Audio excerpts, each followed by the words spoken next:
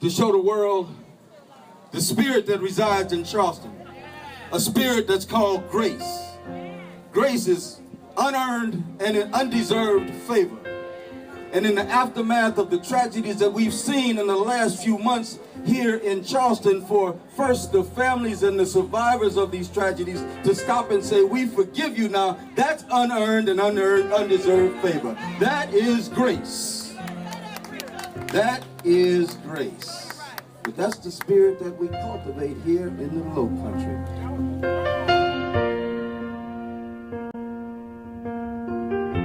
I remember walking down the street, running into family members who had heard about the shooting and had run down to Mother Emanuel. I remember them being in this building right here, waiting, hoping against hope that what had happened had not happened. I remember my heart going out to them, and today you're going to hear from some of them for the first time. It's taken some of them this long to express themselves.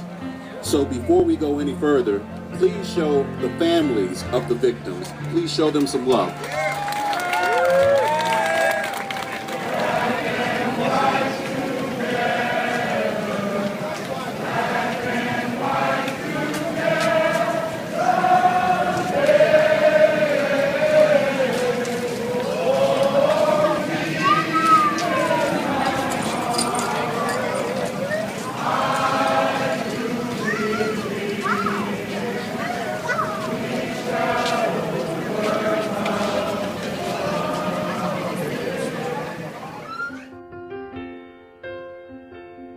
I'm the father of Tywanda Sanders, the nephew of Susie Jackson, the cousin of Ethel Lance, and 2 survivors and another friend. I would have liked to do a poem that my son said called Tragedy, but the sunlight probably won't allow me to read it.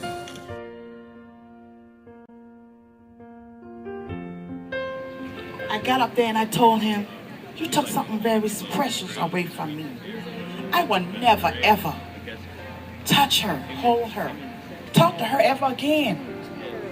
But you know what? I forgive you. Yes, yes. I forgive you. My mom always taught me, like I said, you don't hold hatred in your heart. Because when you do that, you close the door, every blessing that's coming your way. Amen. Should be noted and understood that South Carolina is not the poster child for racial harmony. The fact that not everybody is taken to the streets does not mean that everybody is pleased with business as usual. Many simply don't think their voices will be heard. What happened to Walter Scott and the Emanuel 9 wasn't historically unique. The swift response was not a result of goodwill in South Carolina.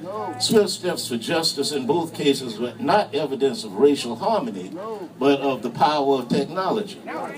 Faith Santana had not captured Walter Scott's murder on video, his killer would be back on the streets with a gun and a badge right now.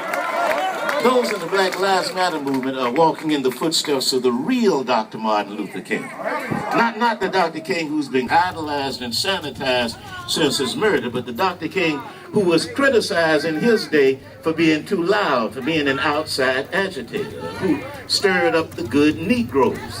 Dr. King, who said in his letter from the Birmingham jail, "We know through painful experience that freedom is never voluntarily given by the oppressor. It must be demanded by the oppressed." That's right.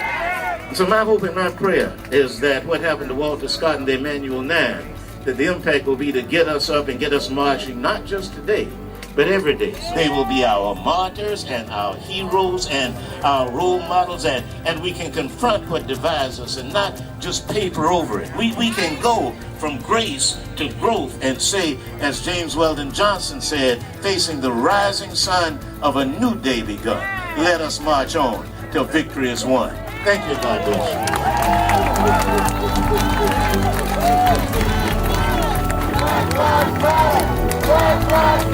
Say it.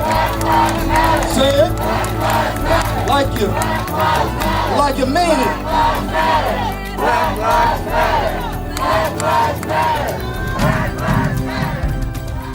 We can't let the flag coming down cover up many of the issues that Reverend Pinckney and the other 8 were fighting for while they were living. And I'm here to tell you that until we do right by all people, the flag coming down is not enough until justice is raised up. And so we gotta demand that America grow in grace. Economic justice, living wages for all, grow in grace. Health care, Medicaid expansion, grow in grace. Believing in fully funded public education, grow in grace. Protecting the right to vote more than we protect the right for a gun, grow in grace. Refusing to accept systemic and institutional racism, grow in grace. Welcoming immigrants to a nation of immigrants and former slaves, grow in grace. Put down loyalty to political parties and red state and blue states and decide to follow what God says about doing justice, loving mercy, and walking humbly before God. Grow in grace. God's grace is sufficient. Do I have a witness? Anybody believe him? You ready to fight through many dangers, doors and snares? We've already come. 'Twas grace, 'twas grace, 'twas grace that brought me safe thus far. And grace will lead us on. It's home, and it's time to redeem their lives and make this a state really, really, for real, full of grace.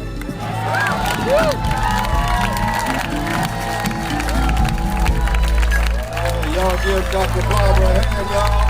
Y'all give him a great big Charleston, South Carolina hand, y'all. Y'all give him a big Days of Grace hand, y'all. Let him hear it on. What an amazing speech.